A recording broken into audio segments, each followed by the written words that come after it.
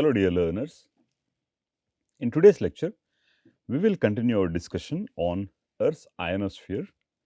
In the last lecture, we have learned what is ionosphere, where do you find ionosphere, how the ionosphere is different from the neutral atmosphere, or the characterization of ionosphere, how is it different from the characterization of neutral atmosphere, and how is solar radiation responsible for the formation or for the creation of the ionosphere.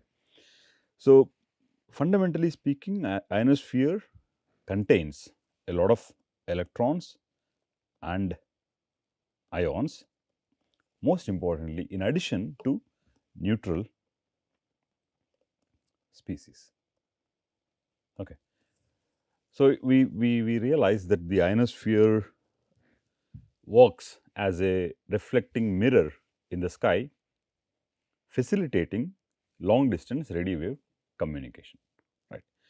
So, continuing the discussion, in this lecture, we will try to understand some more interesting aspects about the solar spectrum, okay, and then some historical aspects about the ionosphere, how it started, when it started, etc., about the ionosphere, and then we will look at some basic properties or defining features of ionosphere. Okay. So, just to give a quick recap, we have the solar radiation starting from the X, ultraviolet, visible, then infrared. So, within this part of the solar spectrum is responsible for the formation of ionosphere. See, and then this part is not absorbed anywhere, and this part of the ionosphere, this part of the solar radiation is responsible or holding up this solar radiation by the greenhouse gases, is responsible for greenhouse effect or enhanced greenhouse effect, leading to climate change, which is the most important buzzword that you may hear on a regular basis. All right, right. So, moving ahead, let's look at this plot.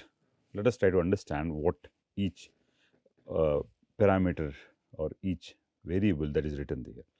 Right. So, wavelength is on the x-axis. So, different wavelengths pack different amounts of energy. Okay. All of these wavelengths pertain to solar radiation. So, the velocity is constant, wavelength is increasing, frequency is decreasing, right, keeping the velocity or the speed of light a constant. Right. So, this is the wavelength on the x-axis, which is increasing to the right, which is a log scale, and on the y1 axis, this is the y1 axis and this is the y2 axis. Okay. There is no x2 axis, of course, it is there, but nothing is used. Okay. So, on the y1 axis, we have the solar irradiance. What is irradiance? So, irradiance is the amount of energy per unit area per unit wavelength. Okay. You define delta lambda probably like 1 nanometer. Okay. So, amount of energy contained within a spectral window of 1 nanometer, okay, per unit area if it falls on a unit area, okay, and energy units of energy are joules per unit time. Okay. Okay. So, joules per meter square per second per nanometer. Okay. So, this is what it is. So, this is milliwatt per meter square per nanometer. So, joule per second becomes the watt. So, the energy scale is very small. So, we say MW per nanometer meter per meter square. Right. So, the blue curve that you see depend on for the wavelength, the blue curve is changing like this. So, this part is basically or easily identifiable as the black body curve. If I give you 6000 Kelvin and ask you to draw the black body radiation curve, you will calculate what is lambda max, and you will make sure that the center of this black body distribution is sitting at this lambda max, and draw a simple curve like this. Okay. Right. Now, let us declutter what I have this curve so that it becomes easy for explanation. All right. Okay. Moving ahead. So, the blue curve indicates that the solar radiation, most of the solar radiation, much of the energy is contained in this visible radiation. This is the infrared radiation you see here: infrared, visible, ultraviolet, UV. So, this part UV and UV get absorbed by the species in the Earth's atmosphere. What are those species? Nitrogen, oxygen, molecule, atomic oxygen. These species absorb the extreme ultraviolet radiation, resulting in the formation of ions and electrons. If you are removing an electron, an ion is formed, electron and ion. So, we can expect that under ideal conditions, the total number of electrons should be equal to the total number of ions, or the total concentration of positive charge species should be equal to the total concentration of negative charge. Right. So, the blue curve is the radiation, black body radiation curve for 6000 Kelvin. If you can superimpose, if you can draw a black body curve for photospheric temperature 5800 Kelvin, this is the red one is the one. So, you see this is almost matches very well with the observed solar irradiance. Okay. And then if you remember the earlier discussions that we had during regarding solar variability or solar cycle, we know that solar cycle is of 11 years. So, which means it will be 11 years of time before the sun reaches to a minimum starting from a minimum. Okay. So, this is the solar cycle which is of the duration of 11-year cycle. Okay. Now, solar cycle variability, within this solar cycle, the number of sunspots will change, the amount of energy output will change, etc. So, this green curve indicates the variability 11-year cycle ratio. Okay. So, this is how is this variability calculated? This variability, you see this, maximum minus minimum divided by minimum. Okay. So, you have a value, you have the highest value, you take out the lowest value and normalize it with respect to the lowest value. You have the variability with respect to the lowest value on any given day, any given time, at any given wavelength, the amount of energy output that you can get. You have a maximum value, which is this is the maximum energy output that you can get at a specific value of lambda 1, let us say. And this maximum value, you are defining maximum, that means there should be some minimum also, right. So, energy output at that particular wavelength is changing across different values. Okay. So, this is the maximum value that you have taken and this is the minimum. This minimum and maximum are separated, or they do exist because of the solar cycle variations, which means that, so you can normalize the highest value can be normalized with respect to the lowest value, right. So, if you have very low variability, what do you mean? If the values are not changing, if the amount of energy packed in at a particular wavelength does not change much, then your minimum value will be very close to the maximum value, right. So, the difference will be very, very small. If you divide it by a number which is larger than 1, then the difference or the normalized difference will become very, very small. But if the difference is large, exactly opposite will happen, right. So, you see this, the variability is highest in the extreme ultraviolet radiation, right. So, this is 0.001.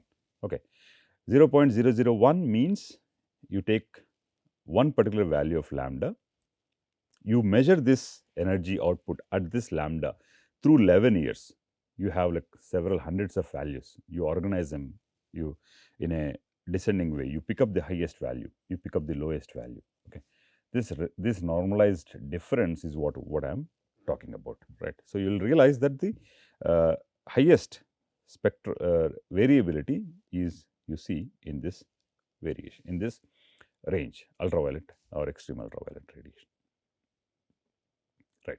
Now, coming back, so having looked at the solar spectrum and all the different aspects about the solar spectrum, the take home here seems to be very, very simple. Number one, the solar irradiance resembles very closely with the black body curve at 5800 Kelvin. One, most of the energy is focused or concentrated in the visible part. Okay. And extreme ultraviolet radiation and ultraviolet radiation are very well absorbed by the dominant species in the Earth's atmosphere. The trace species or trace gases, carbon dioxide, water vapor, are very well absorbers of the infrared radiation. And if you integrate this, what you will get across, see, you are integrating over the entire wavelength range, not just a small spectral window, you are integrating over the entire wavelength range. You will simply get the familiar number, which is the solar constant, 1370 watt per meter square. Right. So, this is like reiterating what we have understood about different wavelengths and their interaction with the Earth's atmosphere. So, moving ahead, we now realize different gases absorb different wavelengths at different altitudes. Right.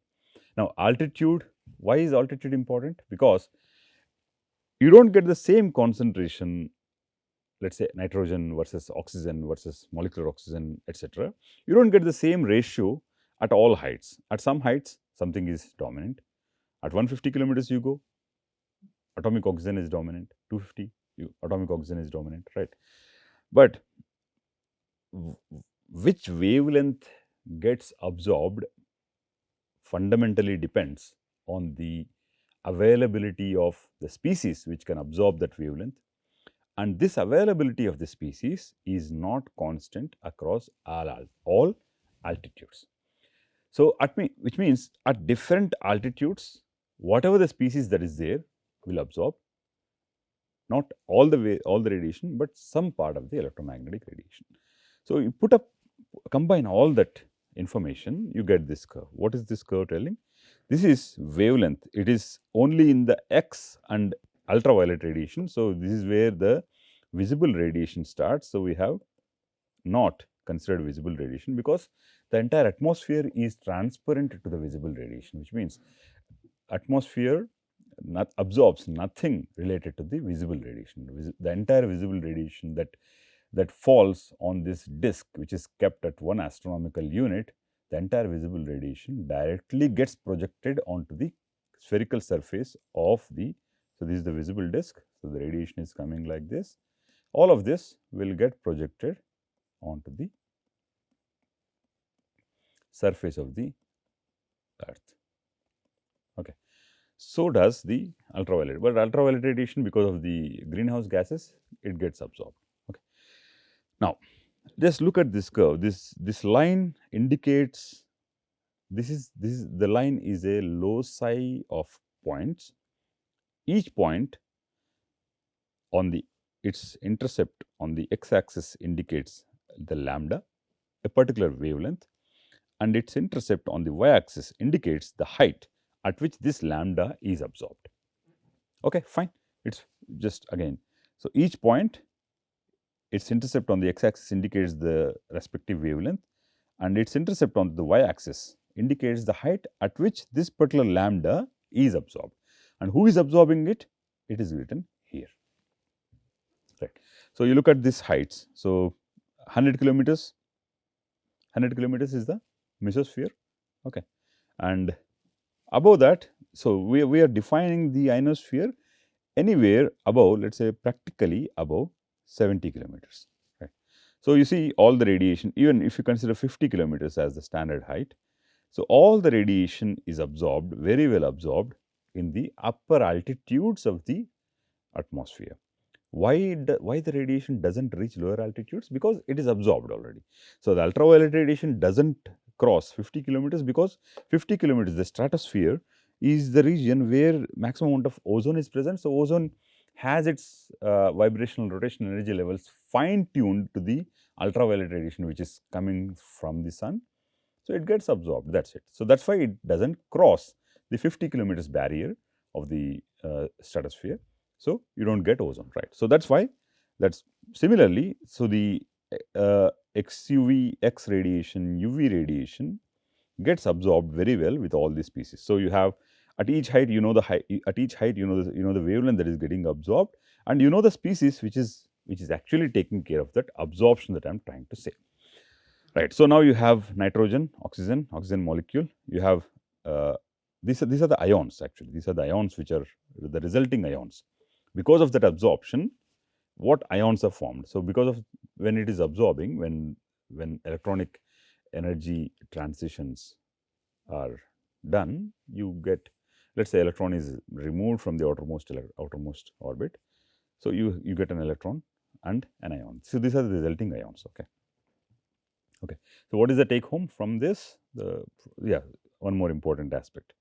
O3. The ozone is absorbing at this 200 to 300 uh, ultraviolet radiation wavelengths, UVA, UVB. Okay. Right. So now let us look at some historical aspects about the ionosphere. Even more importantly, why do we talk about historical aspects of the ionosphere? See, ionosphere is a reality. Its presence is justified because of the solar radiation and its interaction with the Earth's atmosphere. It was there, it was always there, but people didn't knew that it is there. So why is it needed? Why is it important? Because we rely heavily on the radio wave communications, right? So, and radio wave communications can only happen, the long distance radio wave communications can only happen if you have a reflecting layer. So you have this transmitter and you have this receiver. So communication between these two is only possible. I mean, I have not drawn the curve in such a way that these two are not in the line of sight. So the communication is like this. So this is the ionosphere, which is actually facilitating the radio wave communications, long distance radio wave communication.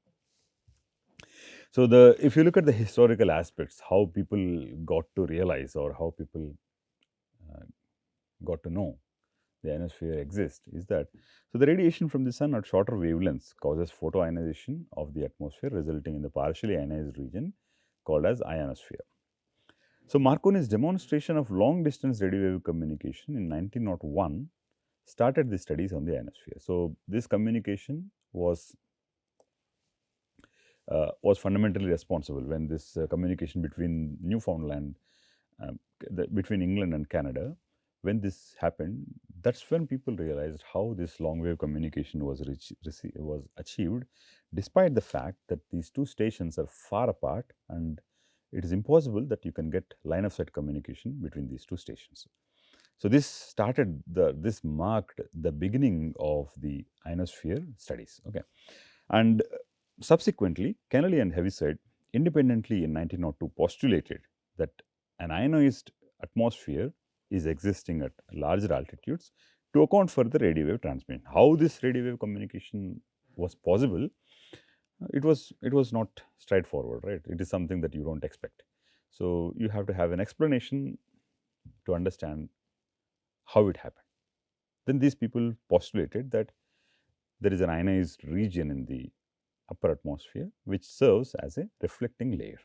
Okay, so since this explanation was the most plausible explanation and seems logical, so this the E layer is Kennelly Heaviside layer is the E layer that we generally call. We'll come to this discussion. What is E layer?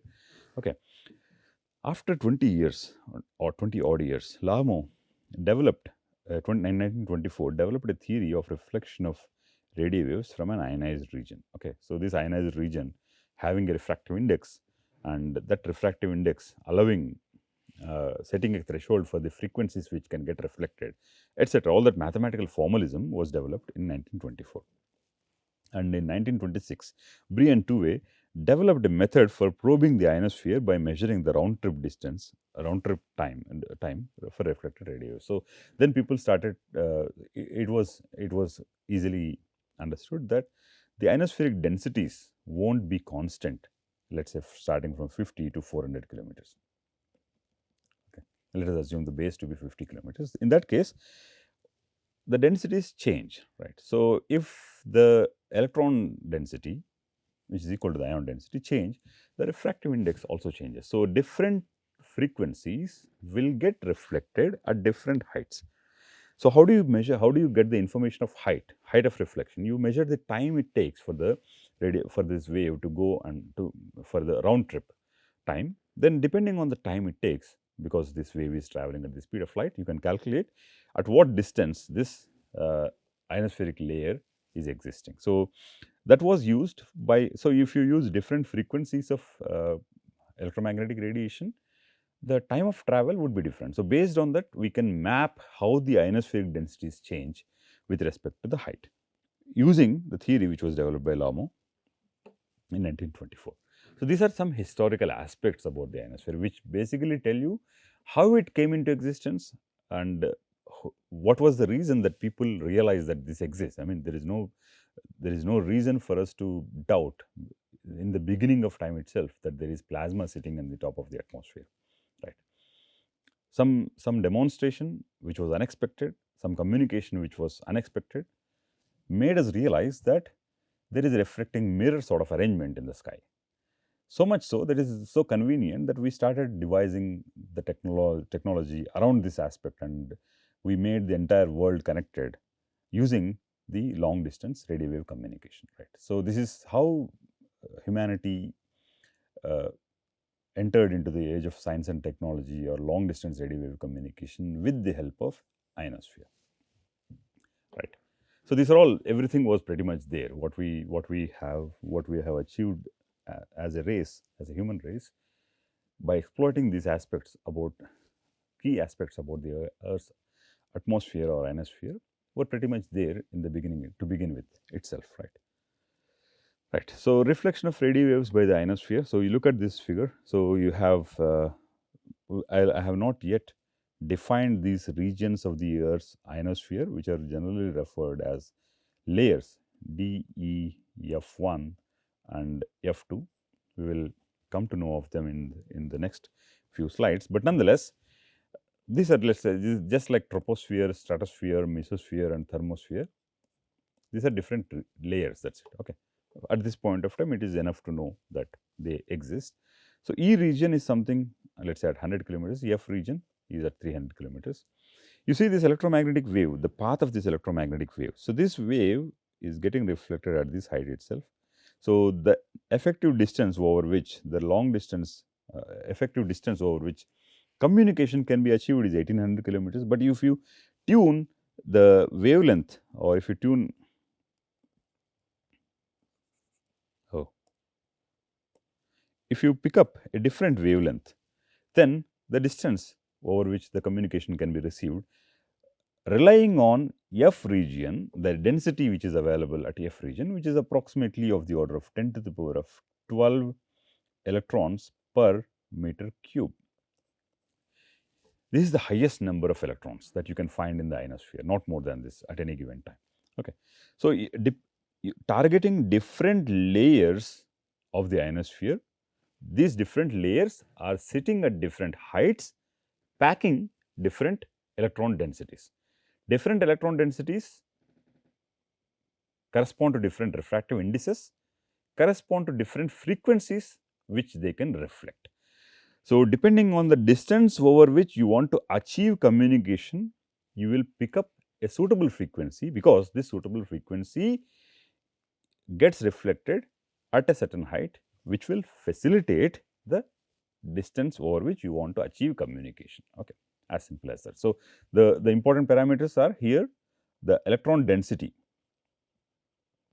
or the plasma density, which varies as the height varies. Okay, simple.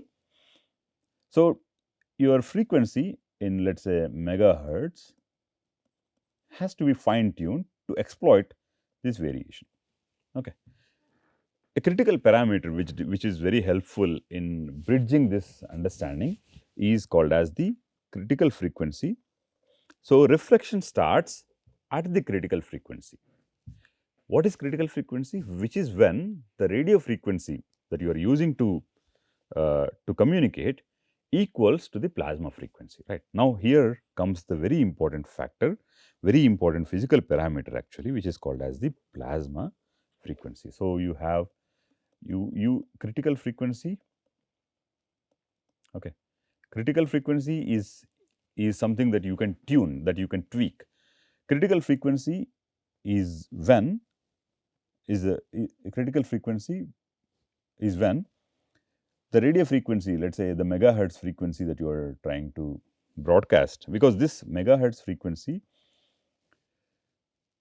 has all the information which you are trying to transmit from one point to another point. This megahertz frequency equals to the plasma frequency. So, what is plasma frequency? Plasma frequency is the characteristic frequency of natural oscillations in plasma. Okay. So, this topic of plasma frequency is kind of very, very important and at the same time very fundamental for understanding the ionosphere. Okay.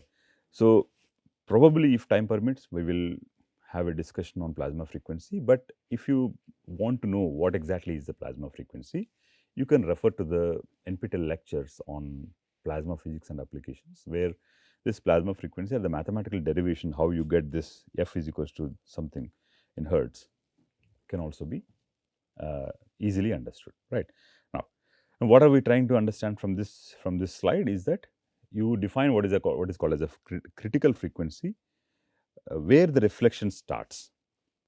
If your frequency is not matching this critical frequency, it will not, the radiation will not reflect. Who decides this critical frequency? The plasma. So, plasma frequency is square root of n e square by m e epsilon naught. This is the plasma frequency. Let us look at the parameters in the plasma frequency so that we can understand who decides plasma frequency. Okay. N is the number of electrons per unit volume. Okay. E is the charge of electron, me is the mass of electron, epsilon naught is the permittivity of free space. Right. So, what is the variable here? The only variable that you see here is n, which is number of electrons per unit volume. So, like I said, going back, ionosphere, although starts from 70 kilometers or 50 kilometers and extends up to 400 kilometers, the number of electrons per unit volume keeps changing at all heights. So, it is not constant, right. This, if you define 50 kilometers to be the bottommost ionosphere or 70 kilometers, then what happens is, yeah, so we define 90 kilometers. Yeah. What happens is, so since the density is changing constantly with respect to height, the plasma frequency also changes, right. E, the charge of electron is a constant, me. So, E is 1.6 10 to the power of minus 19. Yeah, n is a number, n is a variable, right. Me is 9.11 10 to the power of minus 31 kg. And epsilon naught, if I remember correctly, is 8.85 10 to the power of minus 12 in appropriate units. Okay. If you substitute these numbers into this expression, you will realize that everything is a constant. So, and square root of Ne is what remains inside. So, for different number densities in different plasma concentrations, you can always define the plasma frequency. Right. Okay, fine. So, we will conclude this lecture here and we will learn more interesting aspects about the ionosphere, like physical parameters or physical characteristics of the ionosphere, in the next lecture.